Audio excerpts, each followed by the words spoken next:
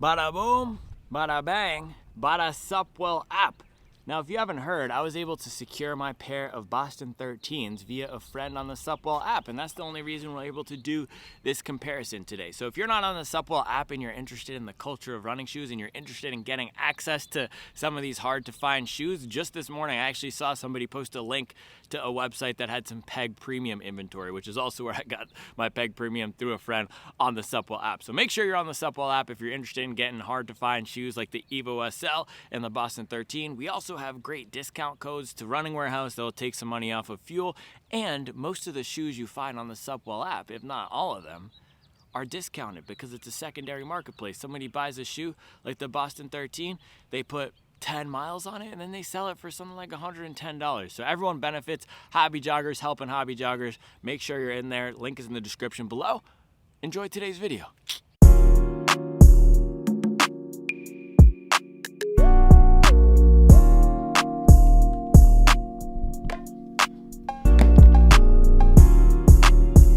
Greetings, Hobby Jogger Nation. Today I'm doing a head-to-head of two of Adidas's.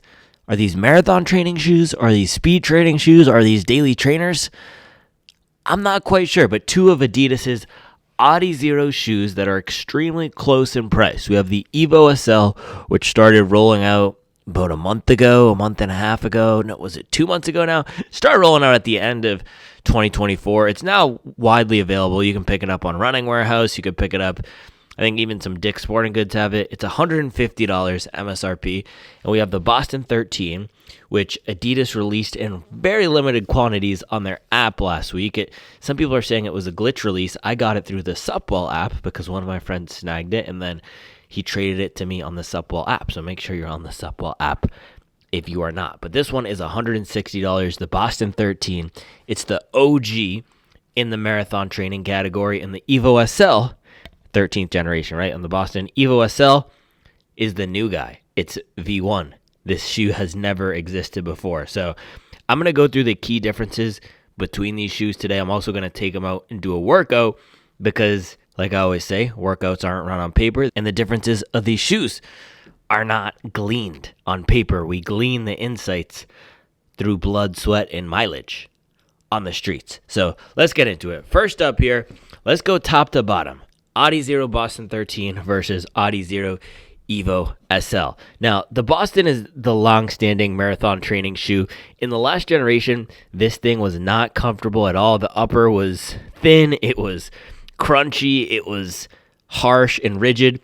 They've given this a more comfortable upper. So both of these shoes actually have decent amounts of padding in the upper. However, I'm actually going to give upper comfort to the Boston here.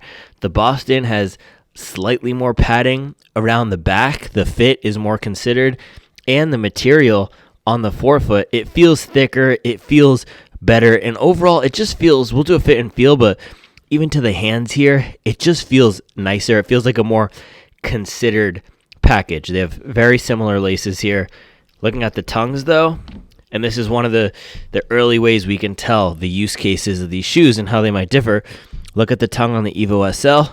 Now look at the tongue on the Boston 13. Let me grab my calipers real quick.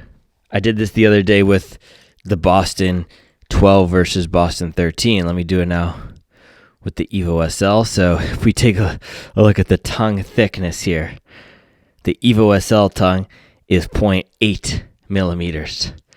The Boston 13 tongue, 2.5. If I really jam it, I can get it under 1. But if I put it up where it belongs, is right around 2. Now, I have used this a few times. It actually measured in at 4 on the first day. But you can see we got a thicker tongue. We have more padding around the upper. The upper material is nicer. Now, midsole is going to be the key differences between these. So the midsole setup of the Boston 13 is a dual foam construction. You have the top layer of Light Strike Pro. You have the bottom layer of Light Strike 2.0, which is the standard training foam. Now, one of the things I failed to mention on the first run is the biggest change from the Boston 12 to 13. Well, one of them is that you now have the race foam on the outside of the shoe here, the lateral side. Look at this, the lateral side of the shoe. And by the way, if you want an easy way to remember lateral versus medial, medial is the middle. If you have both of your feet together, the medial side of the foot or the shoe is the side that's in the middle. So in the lateral side of the shoe, you have the race foam extending all the way down to the bottom. On the medial side, the middle or the inside, the race foam does not extend down to the bottom. And you have this thicker layer of training foam, and the training foam goes all the way between the race foam and the ground. And this is one of the things that Adidas does really well.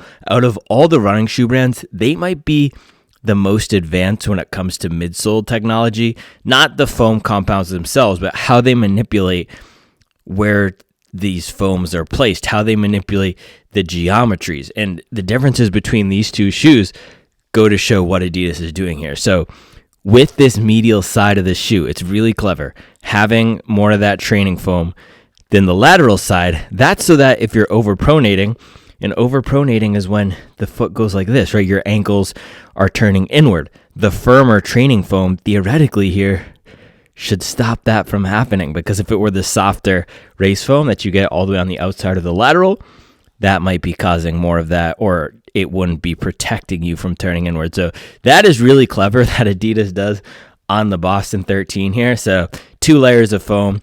Again, on the medial side, you have some of that training foam on the bottom. On the lateral side or outside, the race foam extends all the way up in the forefoot here. And you can even see through the bottom here, through the bottom of the rubber, you can see where all the different types of foams are. Race foam and then training foam on this side. You also do have the glass fiber energy rods in the Boston 13. So this functions like a plate, and then it adds some rigidity to the platform. But if you look at what I can do here, even just bending that forefoot, look how I'm able to flex the forefoot slightly up, maybe 15 degrees. If I grab a carbon fiber shoe, just grab the closest race shoe I can find here, Brooks Hyperion Elite 4 PB. I'm not able to flex this guy very much with the full-length carbon plate. Let me grab another one, Cielo X1 2.0. This one actually does flex a decent amount, but the glass fiber energy rods, they do flex more. Yeah, look at that. I can really bend it. So the intention of putting the energy rods in here versus a plate or versus even Adidas's firmer carbon energy rods is to have some of that flexibility. And out there on the run so far, this has felt decently flexible and decently dailyable. What do I mean by dailyable? A shoe that I can run in every day. It's almost felt like an elevated version of, and let me go pull this.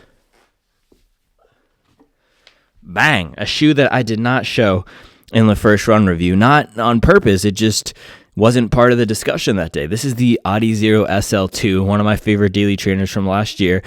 And the midsole materials are very similar. You have Light Strike 2.0 on the outside, and then on the inside here, you have Light Strike Pro. So the same 2 foams, but they're applied differently here. So we have the top and the bottom method on the Boston 13. We have the inside and the outside method on the SL2.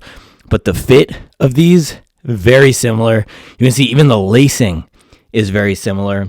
The uppers are very similar. And look at this, the back here, what they've done, even just mimicking how these two look, are very similar. Now the SL2 is $130. The Boston 13 is $160. So you're getting those rods and theoretically more race foam, but I'm not sure. But yesterday I did take this out for some more mileage. I took it out for a 6-mile run in the afternoon. So nice relaxed miles with some strides, and it felt very natural for that. It has a connected feel. It's more streamlined. It's more stripped down. It doesn't feel like a lot of shoe on foot. It has a very traditional running shoe feel. This is one of those types of shoes that I lace up, and it reminds me of the purity and the simplicity of running.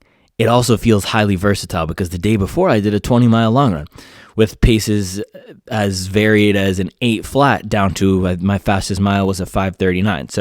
So far it's had a lot of range. I have 26 miles on it, that 20-mile long run, and the 6 miles with strides yesterday.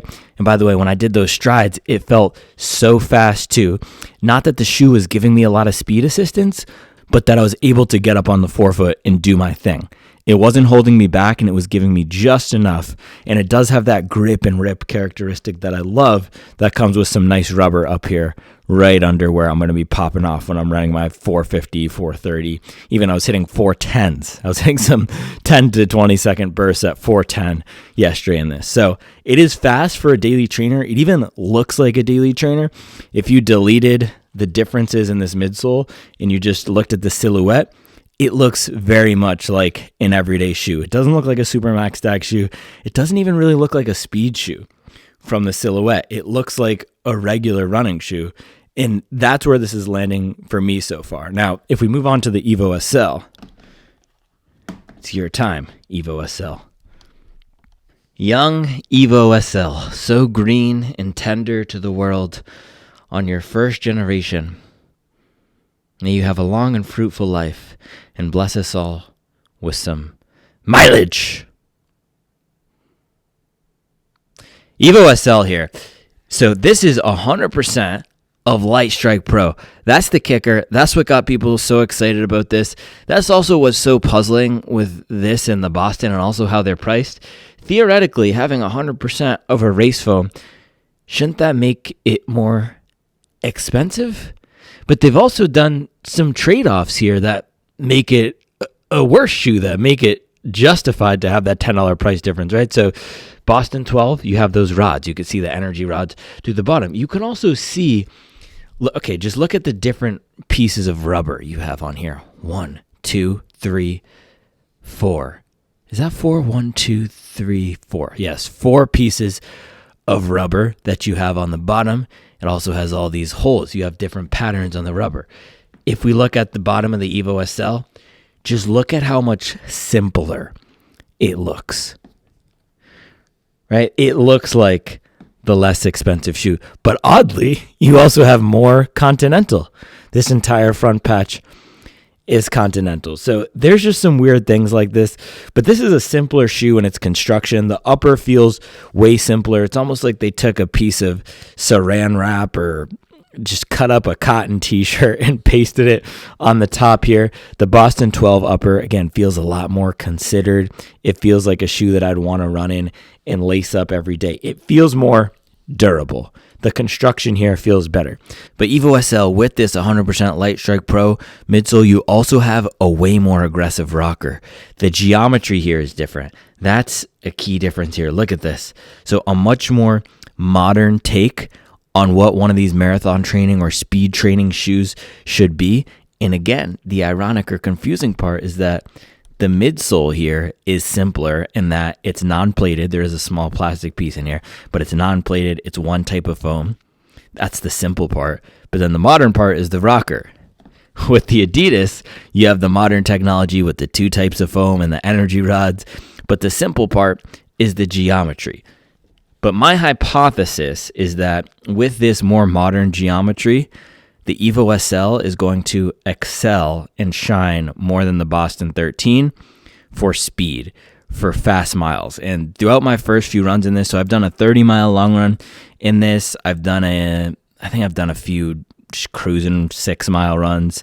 And then I also did a workout similar to the workout I'm going to do this morning, which was a 400 and 200 meter repeat. And so I've done long 3.5-hour run, that 30-mile long run, and then I've done very fast 450 pace repeats, 200 meters and 400 meters. And this felt great for those. I was able to get up on the forefoot easily. It wasn't as explosive as a carbon plated race shoe, but the geometry made it super nice. And thinking about the stripped down upper, and that is really the key here. It feels very stripped down on the upper. The trade-off is that, hey, we're just going to give you a thick slab of this race foam so you can go out there and cruise. Now, with the way that I'm framing these up, right? More modern shoe, bigger rocker, but a more stripped down upper. The more traditional shoe, more classic geometry, more robust for everyday miles. There is going to be some overlap, and that's why we're running in them today. But hypothesis 1 with these is that Boston 13 is a better daily trainer and the Evo SL is a better speed shoe. We will put that to the test today. First, let's put these guys through the lab.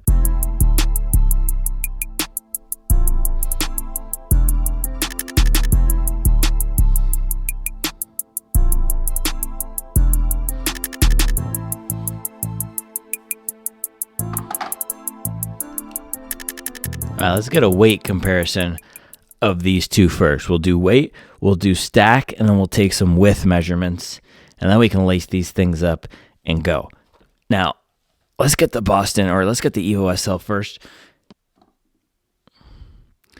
Evo SL right side comes in at 237 grams. Let's do both sides of these because, gosh dang, that's light. Let's just make sure we're getting our QA. Left side comes in at, whoa, I forgot that this QA was so bad. Holy cow. Left side comes in at 252.5 grams. Jeez, that is really off. Yeah, I remember this the other day. Our friend Ben London on the Supwell app, I mentioned this. He said that his size 11s weighed less than his size 10.5. So it seems that QA is all over the place in these guys. Regardless, let's call it 250. Maybe it's 245. It's not going to make a huge difference on foot, but compared to our new friend, the Boston 13, we have 275 on the right side and 273.5 on the left side. So another case here where it just seems that the Boston is put together better. So yes, it's heavier, but look at that QA difference. 1.5 grams different in the Boston 12 versus 15 in the Evo SL. This is just a shoe that seems, yes, you have the race foam here, but it's more of that modern wild card. It's more slapped together. It's more of a shoddy build construction here. The Boston just feels sturdy. This is like the new build running shoe. You ever walk past that neighborhood and it's all brand new? The houses go up in 3 weeks. They're probably built on toothpicks, but they look nice and shiny. They have all white kitchens. That's what the Evo SL is. Boston 12, this is the estate in Wellesley, Massachusetts, that's been sitting there for 250 years. That's weathered multiple blizzards and nor'easters. I'm craving a big tall cup of donkeys right now, kid, just talking about Wellesley, Massachusetts. Gosh. All right, so the Boston 13 is heavier. That is coming from the density of the bottom layer of training foam, and it's coming from the padding in the upper. Now, with weight, we always have to go to our Stackerator 5000. Maybe I'll just drop the stack check beat while I'm talking here because we're just doing a full lab section, but this is the stack check, stack check, stack check.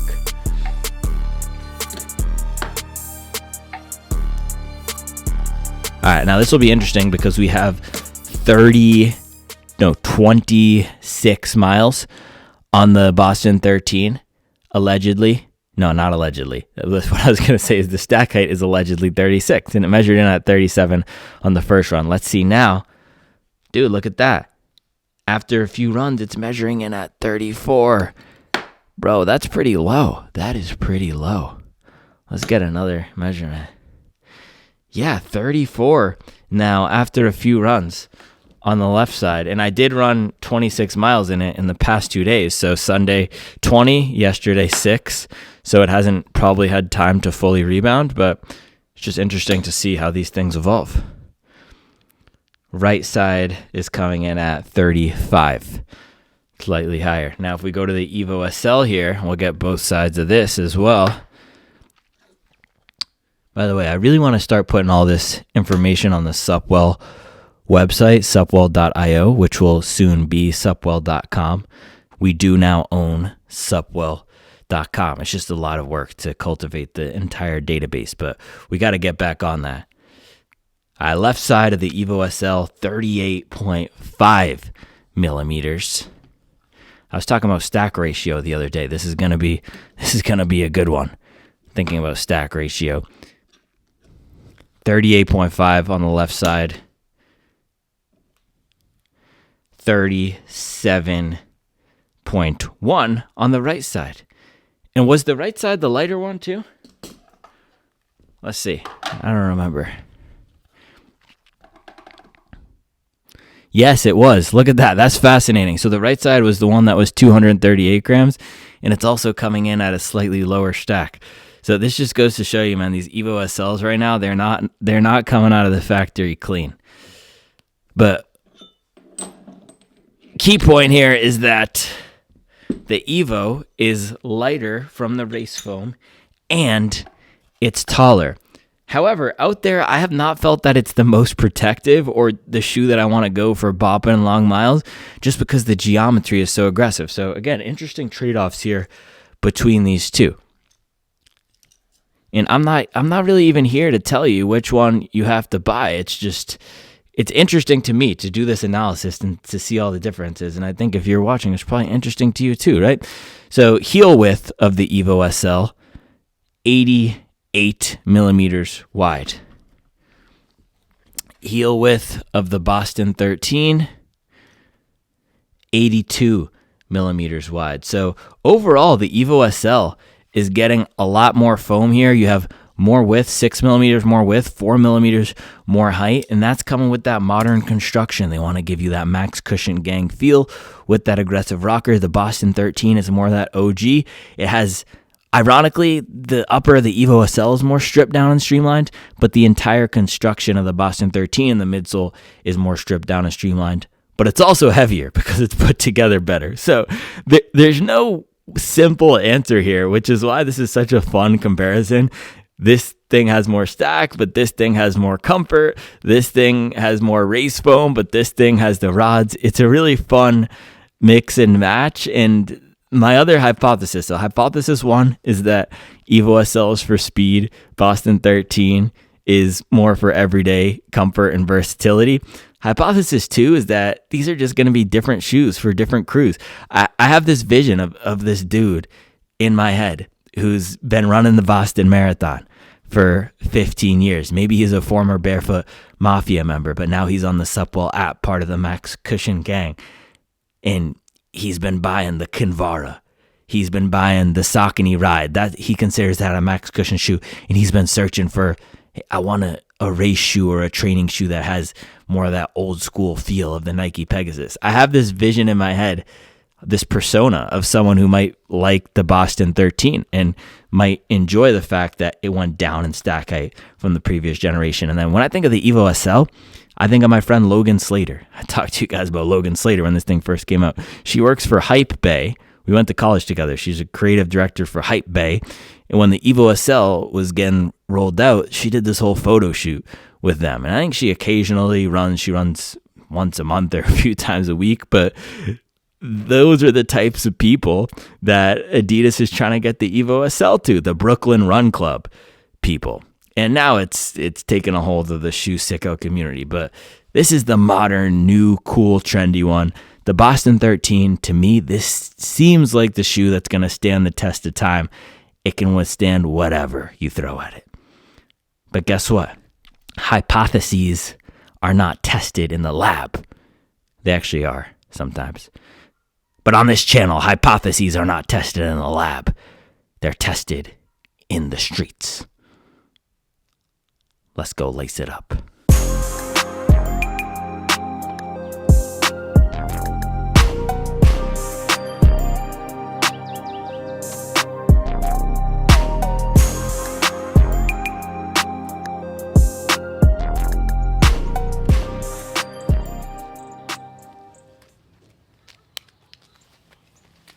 So today I want to get a side-by-side fit and feel comparison of these two.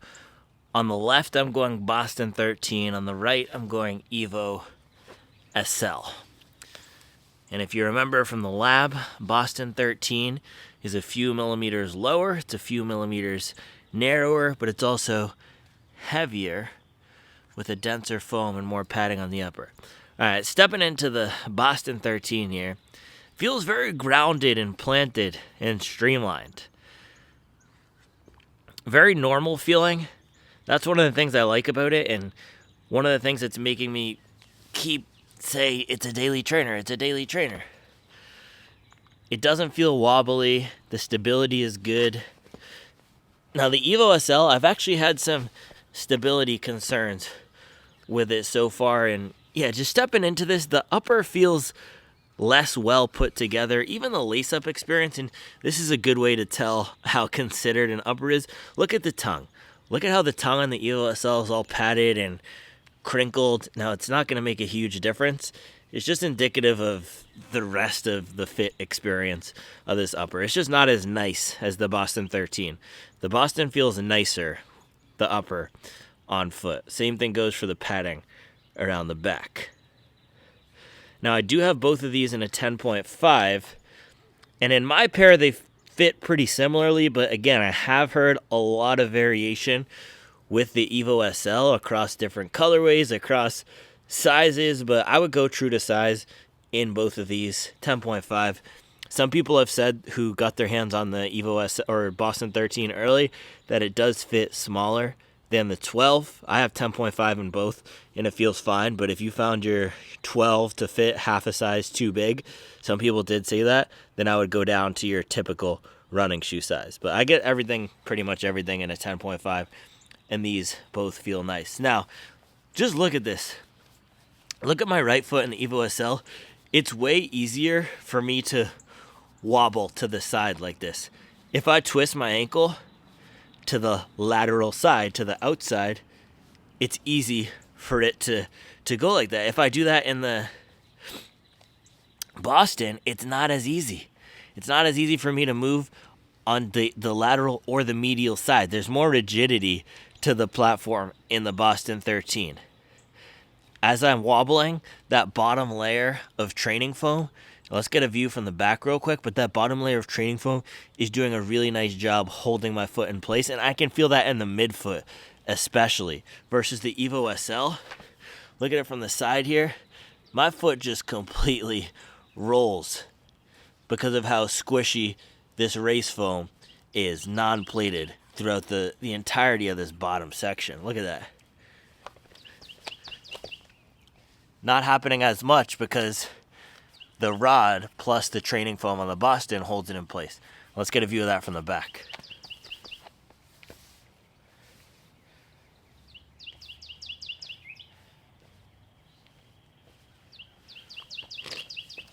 Yeah, my foot just feels way more secure in the Boston. Let's get a walk test.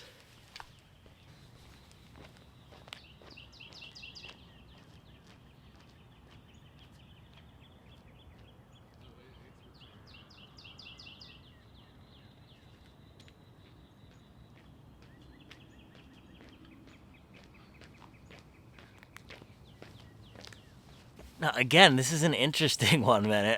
It's hard to say which is better, but Boston feels a lot more secure. The Evo feels way faster and smoother in terms of the rocker. It's tipping me along, and it feels more cushioned. The back here feels so much more cushioned with this thick slab of the Lightstrike Pro, and now it's broken in. I have about 50 miles in the Evo SL. It's softer, it's cushioned. It feels more protective in the heel, but because it has that aggressive rocker that starts in the midfoot and even further back, it really wants me to roll through quickly, even with walking. The Boston 13 has a more relaxed character to it, and again, this is where it's funny, right? Because the Evo SL is the non-plated one. We always associate plates with aggression, but in this case, the Boston 13 feels less aggressive to me. This feels like more of a normal sneaker that I would want to walk in, which is just funny.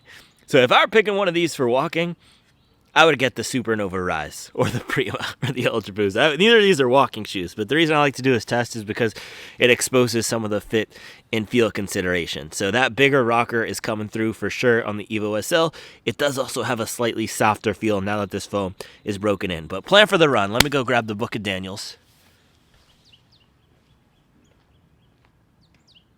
All right, here we go. Daniels running formula. We are on page 190 still, and I took a down week. I took a recovery week because I needed it, and now we're going to be on week 4. So it's 2 miles relaxed into 5 sets of 200, 200, 400. And look at that. That's the same exact workout I did the first time in the Evo SL. So what I'm going to do here is a few miles relaxed to warm up in the Boston. I might even do 4 miles. We'll see. Into 3 sets of this in the Boston, and then I'll come back and I'll switch into the Evo for the last 2 sets so that we can get the same test, and then I'll cool down in the Evo or the Boston. Doesn't really matter. Probably cool down in the Evo just because that's what I'll have on my feet. So 200 meter repeats and 400 meter repeats. This is a really good test of speed, and that's going to be my biggest question today. Which one of these is better for top end speed? The plated Boston 13 or the rotted Boston 13? That's more streamlined and lower to the ground, or is it going to be the rockered, non-plated race foam Evo SL? Let's go find out.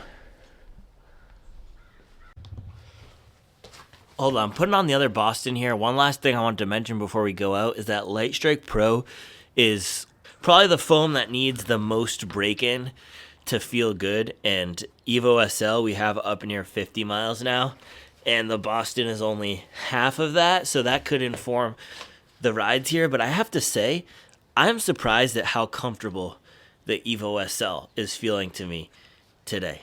The Boston is just feeling a lot more normal. It has that comfort as the absence of anything bothersome, but the Evo is feeling soft and cushioned, which I was not expecting. So that's an interesting insight here. Maybe it's going to be Boston is firmer, Evo is softer. All right, let's do this thing.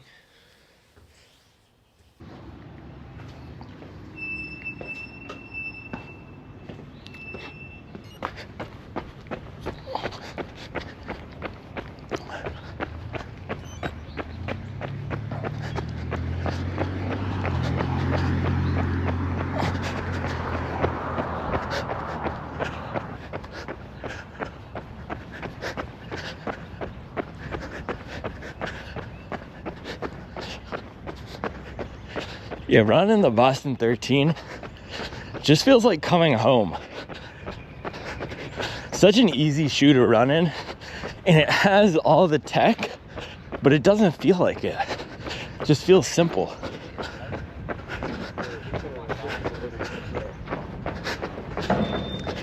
But that's a quality that I look for in these marathon training shoes.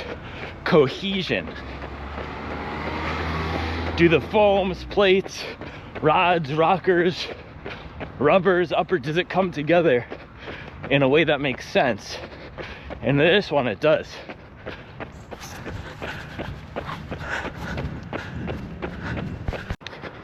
So one thing I'm surprised about today, and just with the Boston 13 in general, is how low this thing feels. It's not that cushioned in the front.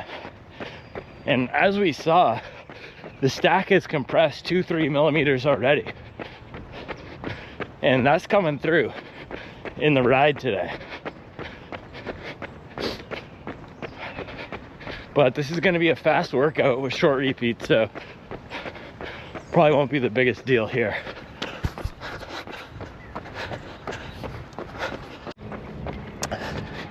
All right, now data point supporting my hypothesis that this is the traditional one. My first mile was an 8:10, and this thing does not give a lot more back than what you put into it. It's that workhorse feel. It's gonna make you do the work to get some juice, and that's what a nice rocker will do typically. Make it easier for you, give some speed assistance. The geometry here doesn't have speed assistance.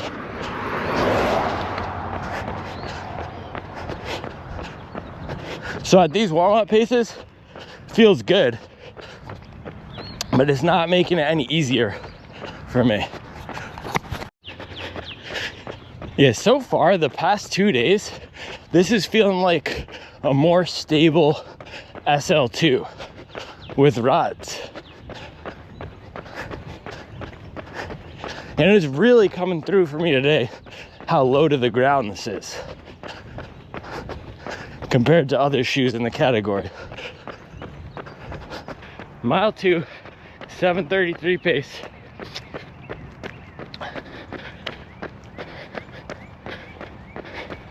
Seems like the ideal shoe would be somewhere between the Boston and the Evo.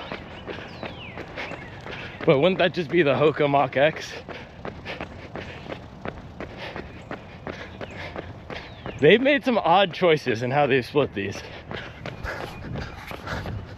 But if you're a max cushion gang and you're looking for a lower daily trainer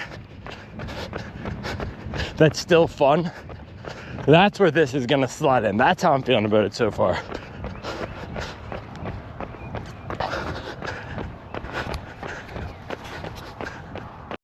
Hint some strides. Just banged the first one at a 4:58 pace. And this thing shines for that. So easy to get up at the front. That's the benefit of a lower to the ground platform. And I really don't think there's going to be a clear answer today. So I'm just going to try to give you as much information as possible about the differences in the ride experience. So it's easy to get up at the front here, but at the same time, when I'm jogging relaxed, it also is great for heel striking because of the back geometry and the cushion, the training foam cushion. Almost 4 miles in here, which means we are 30 miles on the Boston. So should be fully broken in at this point, or mostly broken in at this point. And we can also start our first set here. I'm gonna do it in this spot right here.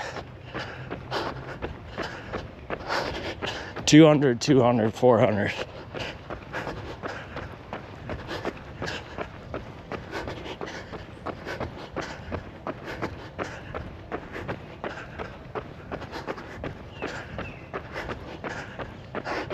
I think I can even take off the quarter zip.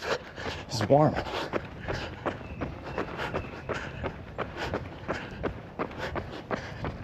All right, I think this is a safe place to leave it. Let's go.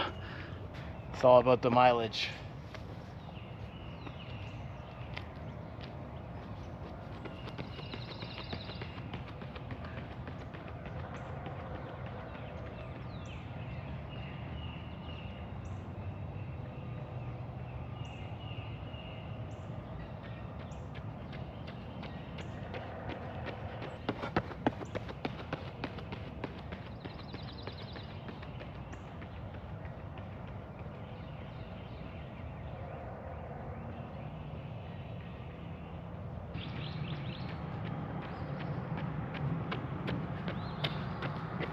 First set down, I have to pause my watch to say, this is completely unenjoyable.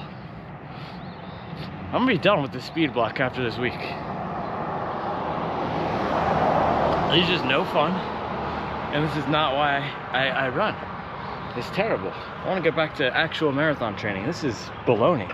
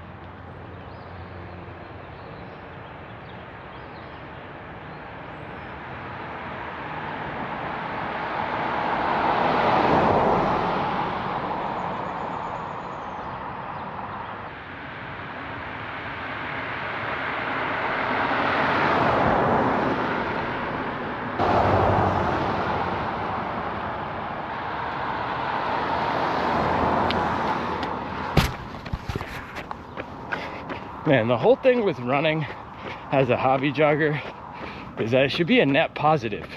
It should be enjoyable. This is just completely unenjoyable. There's also, I know there's this line of thinking, oh, you hard workouts make you real man. There's this one guy who always says that, oh, you suffering now. You suffering, you becoming real man, you real training now. That's not how it works. You don't have to suffer to train well, especially for the marathon. And especially as a hobby jogger, there's so many gains to be made through mileage. There's very little need for acutely painful workouts. And guess what? I just don't enjoy these types of workouts. I think I'm gonna go back to what I know best, which is high mileage and marathon training, because this is trash.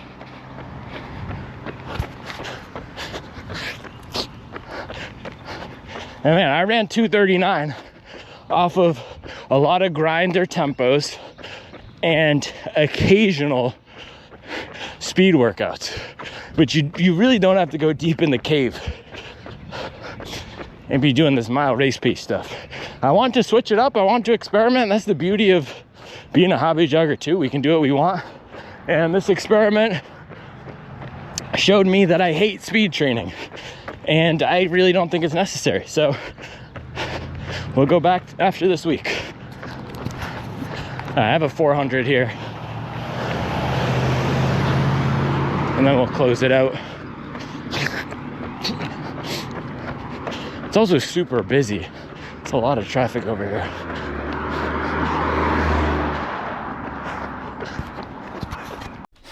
I don't know, man. I really don't. I really don't know. I don't have all the answers. That's the thing. And I'll admit it. I don't. But that was our first set, or first part of the workout. We did 3 rounds of 200, 200, 400. Averaged out to 7:33 pace. 8 miles. I'm going to switch into the Evo SL now. Yeah, I just think we should enjoy our running, right? This style of training, for me personally, not enjoyable. And of course, there are things we have to do if we want to get faster and get the best performance out of ourselves, but I'm just really not convinced that training this speed is going to be helpful for me. And nobody told me to do this. It was an experiment. And as with all things, there's been positives of it and negatives of it. The positive is that on Sunday during my marathon pace workout, I was able to get down to some 5:20, 5:30 pace. I saw that on the watch as I was kicking, when previously during marathon pace workouts, I felt I was maxing out even when I wanted to kick and gas it at around 5:40. So potentially this has uncovered another gear or given me confidence to hit that, or develop the brain-body connection to unlock it. But I really have not been enjoying this style of training. And that's okay. We can do what we enjoy in this world. That's the great thing about free will. And I really believe that we do not have to suffer to get faster. I think some people think running should be all pain and suffering. It's about fatigue for the marathon, and fatigue isn't suffering. All right, we're going to close it out here with 2 rounds of this workout in the Evo SL. This does feel like it has a slightly roomier, longer fit now that I'm switching into it after the Boston. And also, it just feels more cushioned and higher up off the ground. But let's do this thing.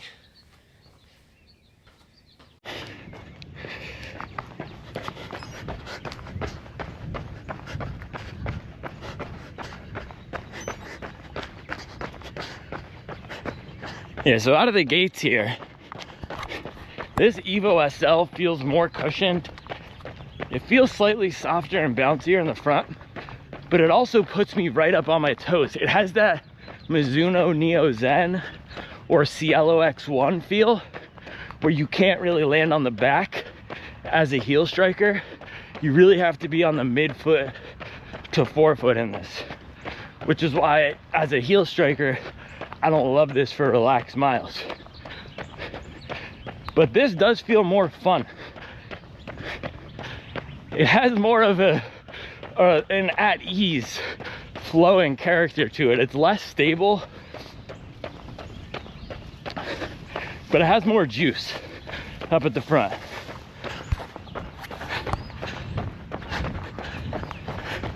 And boy, could I use some fun this morning, let me tell you.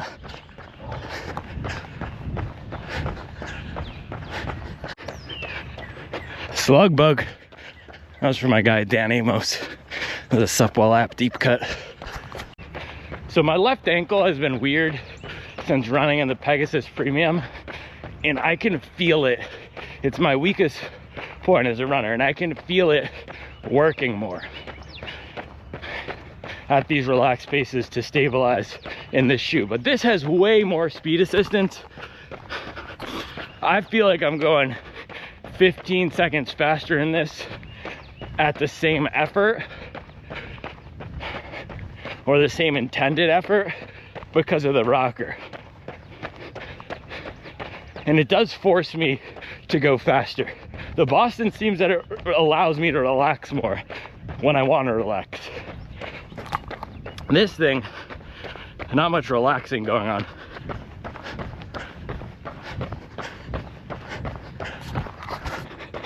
It also feels like this thing is curved in all directions, from the X plane and the Y plane, or what would it be, the X axis and the Z axis?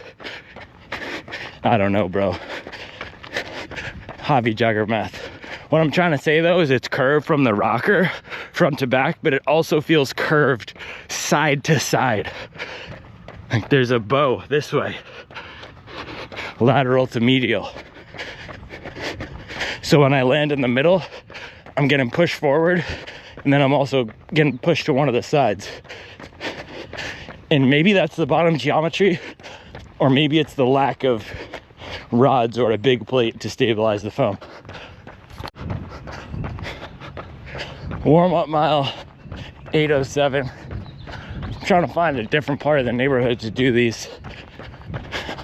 Going to my backup spot because there's a lot of traffic down there. This area should be better. The last two sets here, 200, 200, 400.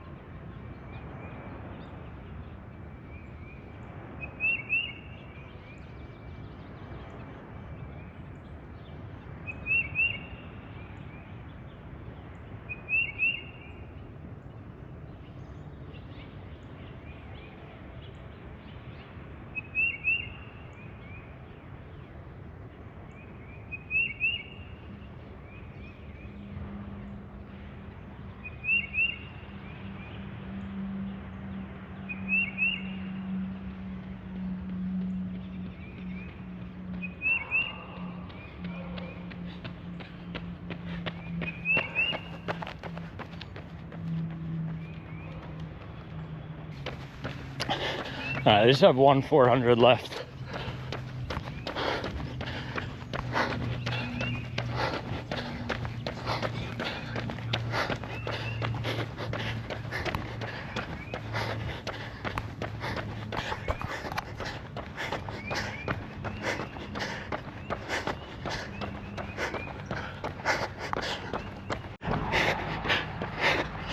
I just finished the last rep slow and I cut it short. Just don't have it today. It's not even today. I think I've done 7 of these workouts now, and 5 out of 7 of them have just felt awful. Yeah, man, every time I do one of these workouts now, it just trashes my legs, puts me in a bad mood. And now I know I'm gonna need 7 days to recover from this. Running's like life, man. Figuring it out as we go, at least for me. 4 miles, 7:47 pace. That was tough. Nothing has been coming easy recently. I think I've had 1 or 2 good workouts in the last 4 months. But this style of training, it's run its course for sure. And that's the great thing. I hope I haven't been too down. I've been pretty down.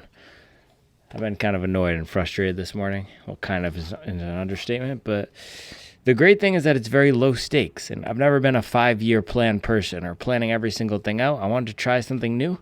We tried the speed block. Was it effective? I don't know.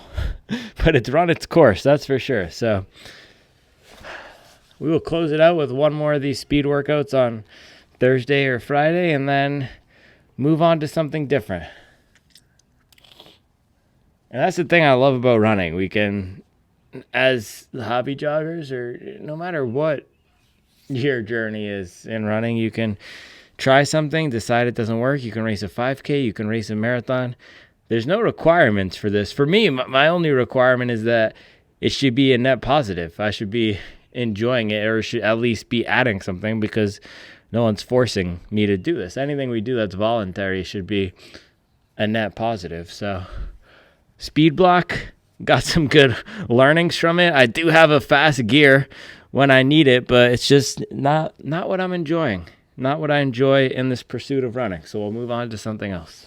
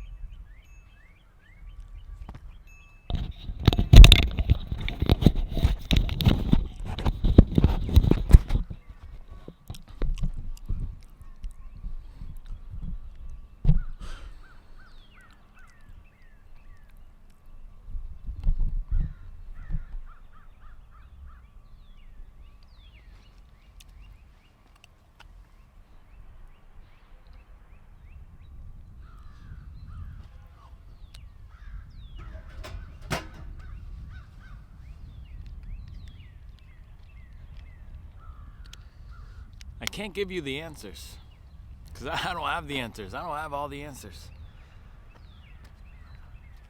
I can tell you about my experience though.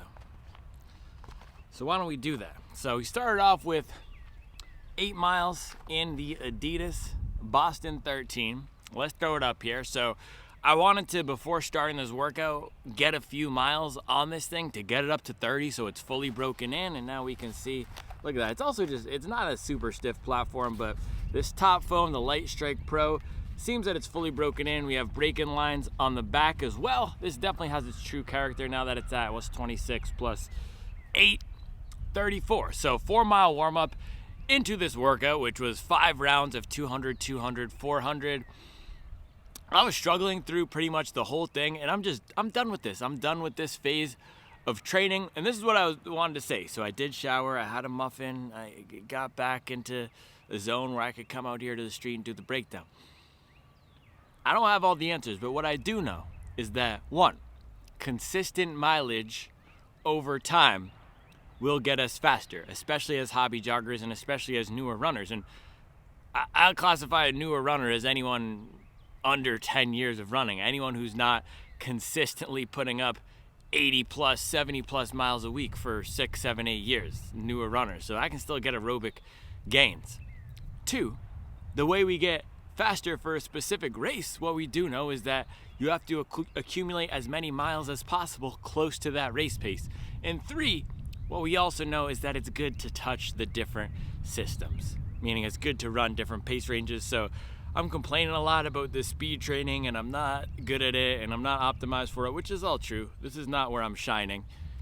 Right, I'm the type of a runner, I could run a 30-mile long run and then do a 100-mile week and feel decently recovered. That's where I'm best. That's what I'm best suited to do biologically. It just feels best to me. Not everyone should be running 100-mile weeks consistently and able to recover. This is not fun. And if I cut my mileage more down to 40 miles a week or 50 miles a week, it would probably be easier, but I don't want to do that. I have no intention of doing that, and that's just not what's enjoyable to me. So I've executed these workouts decently, and I wasn't even missing pace that much today. It's just with each one more of these workouts that I'm doing, it's getting increasingly more unenjoyable, which is not the goal of running.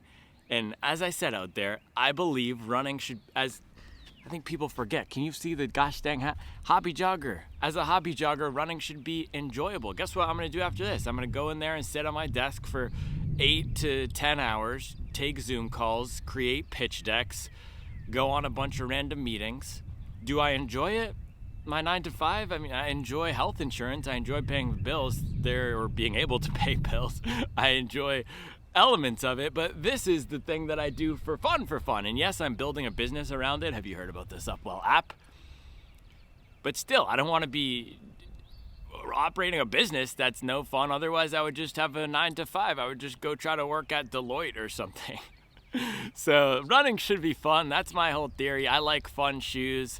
I like mileage because that's what brings me enjoyment. And it also, that's what I feel is the best for me, even as an athlete trying to get faster. And I think sometimes the relentless pursuit of speed and getting faster is a double-edged sword, because on one hand, the progression aspect of it adds to my enjoyment. Seeing my race times go down or just seeing workout times progress. But then on the other hand, when I'm coming out here every week and pushing myself on these hard workouts and I'm not seeing that improvement, and guess what? You're not just going to see improvement overnight from doing a few weeks of these speed workouts. It takes time. It's frustrating and it's hard, but we move on. It's all part of the joy, the highs, the lows, the difficulties, the wins. It's all part of running. So we did the first part in the Boston 12, and this is a perfect shoe for the type of workout this morning where I'm grinding it out. I'm struggling. This has that character that I want in a workout shoe, in a workhorse shoe. It doesn't have the most explosive feel to it, and I do think the Boston 12 was more explosive. Now, this has more of the race foam on the outside, on that lateral side, but something about the construction of this forefoot here, I'm not getting as much bounce. However, what I am getting is a really connected feel, and it was so easy to get up at the front. It's almost as how I'd imagine the Adios 8 or the Rebel, how the Rebel V3 was. for me. Any of those lower stack, more streamlined shoes where it's super easy to get up at the front. I'm not fighting against the foam. I wasn't sinking into it at all. As soon as my forefoot hit the ground, and at faster paces, I am more of a forefoot striker, and I was getting down to 440s, 450s, 5 flats on those 200s. Some of them were downhill assisted, but still fast paces. It felt really natural there up at the front. And on the same time, when I was turning around, heading back down the street to do my recovery jog, so I was doing equal recoveries and working sets, it felt good too. Felt great for landing on the heel back here. They've also added more rubber, so now the entire heel has rubber. It's holding up pretty well at 30, or what did I just say, 34 miles in here. So this is the type of shoe that feels super versatile to me. We now have 3 runs in it, and that's a really good initial read. First run, 20-mile long run with marathon pace. I was able to get down to marathon pace. I was hitting 540s. I was hitting 550s with ease in this. Up and down the hills, I had almost 100 or 1,000 feet of elevation gain. I was out there for 2.5 hours. It felt great. I ended the run feeling that I had enough protection. And then yesterday, a nice, normal, everyday afternoon run, my second run of the day, 6 miles with strides, hitting 410s, 420s on those strides. And again, felt so easy to pop off the forefoot here. And it wasn't until I switched into the Evo SL, which I'll talk about in a second, that benefit became even clearer. But for these repeats today, it's the type of a shoe that it's not going to give me as much of that bounce on the front as something like the Sky Paris or even the Alpha Fly, but just enough where it feels right in that sweet spot of training. It has the back comfort, it has the front pop, it has a nice upper, that it just feels like that reliable training partner. That shoe that I could throw in my suitcase. Again, throw in this and throw in, take your pick of any comfort-oriented shoe. Supernova Prima, Saucony Hurricane, Asics Nimbus. It doesn't matter. That's a great 2-shoe rotation right there. And out of those 3 runs I've done, all of them have had some element of speed involved, and this handles it really well while feeling like a regular daily trainer. On the warm-up, I said, gosh dang, this feels just like a plated SL2. This feels just like a carbon-rotted SL2, which at the time felt almost like a dig because it doesn't feel that special. The foam here doesn't feel soft. It doesn't have an amazing race foam bounce at a relaxed pace. The Mag Max is a lot bouncier. It doesn't have a crazy rocker. But the beauty is that I can do with it whatever I want, which is shown in these first 3 runs. 20-miler with marathon pace, 6 miles with strides, and then today, this 200 and 400 meter workout, which was 8 miles about an hour, right? So that's the Boston 13. Nice do-it-all, comfort, smooth, just enough of everything. Very versatile shoe. Now Evo SL, switched into this for the second part of the workout. Let's throw this up. So my legs were fatigued, I wasn't feeling that great, and the additional cushion was nice, but the first thing that I noticed was how curved this felt. So this is what I was talking about out there with the plane. You have this curve here. Do I have anything? No, okay, just look at this. If you look at where the resting point of this shoe is on my hand, there's almost under 2 inches, fewer than 2 inches of this bottom platform that's actually on my hand because of how curved it is. And then the other thing I was talking about is on the back here, and you can actually see it because of how they've scooped it out here on the lateral side. It has this cut that forces your heel or foot to go in a certain way. It's also curved on the bottom. That was what I was talking about out here. It's curved on this axis as well. Whereas the Boston, yes, it has this cut here, but in the middle of the shoe, it just feels flatter, especially on the forefoot right here. This plane feels flatter side to side.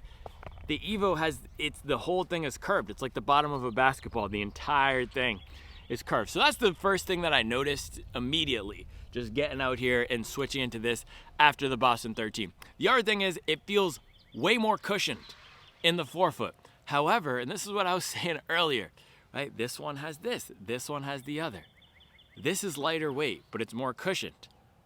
This has the race foam, but the Boston is more streamlined. This feels more cushioned, it feels higher stack, it feels more protective in the forefoot, but it also, when I got into those reps, felt like I was working against the foam in comparison to the Boston 13. Now, I did have another workout in this that felt great.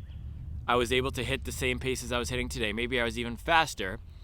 but it was noticeable. Again, this is a comparison, so we have to talk about the differences. It was noticeable how much more cushioned it felt in the Evo SL, and that wasn't a great feeling for the speed workout in comparison.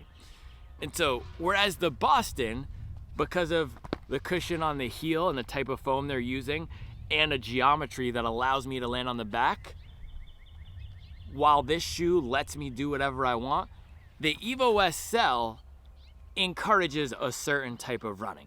And that type of running is a midfoot to a forefoot stride, almost a zone 3 champion. This is a zone 3 champion shoe. That's what I was thinking about in the shower here, where it wants you to land up in the midfoot and the forefoot, and it wants you to get going, but don't get going too fast, because then the cushion is going to be too much. So if you're locking in to marathon pace, or if you're doing what a lot of people do, which is buying a shoe to just go out there and run, say you run 2 to 3 times a week, every run is going to feel pretty hard. This would be good because it has enough cushion.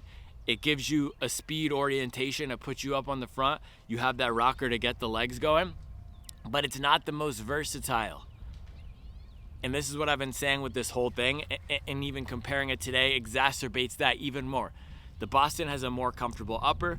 The Boston is more natural for heel striking. The Boston is also better at fast, high-end speed training because you get the rods here, which do give you that pop on the front, and I'm not sinking into the foam as much. I was sinking into the foam a lot in the forefoot of the Evo SL when I was trying to hit those 200s and 400s. And of course, I was tired, but it was noticeable, the big difference in how much softer of a cushion this felt, not in a good way for speed training. So if you're just gonna go out there and run for 30 minutes, Evo SL could be a good pick. But out of these two, my personal pick is the Boston 12.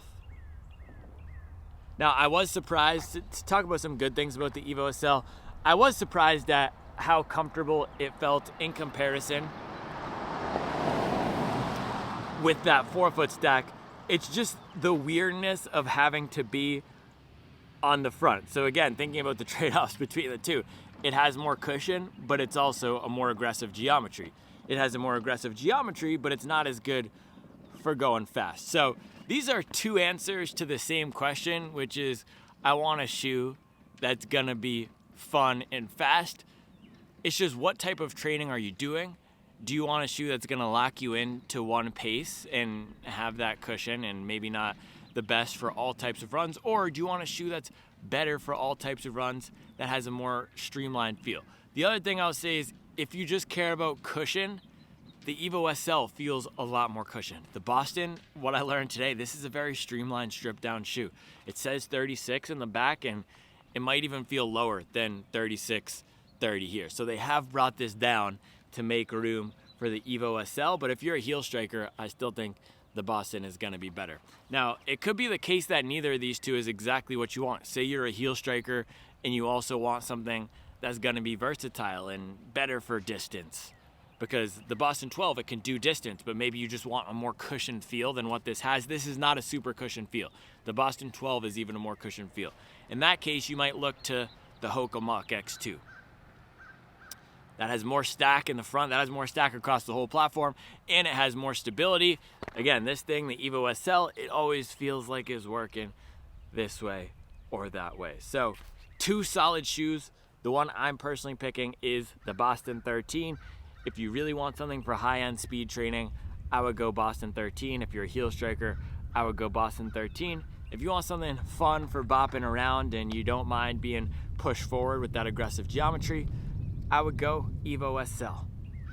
So again, I don't have all the answers. I hope I could give you enough information, and this is one of those videos where I really hope you stuck with it. Some people did, at least, because we got a lot of insights in the lab. We got some insights out there, and I got some insights about myself. I hate speed training, and I don't do things that I hate, so I'm not going to be doing any more of this speed training for a while after Friday. So I appreciate you all. I'll be back tomorrow with another video.